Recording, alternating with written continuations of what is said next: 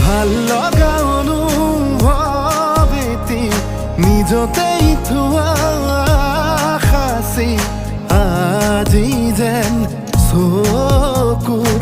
আগতে সজি আকাশলে চোৱা না তৰা ফুলক সোধা না তুমি অহা বাটে সুবাসৰে ৰজনীগন্ধা পাহে পাহে কিদৰে বুজাম নিজক কিদৰে সজাম নিজক কিদৰে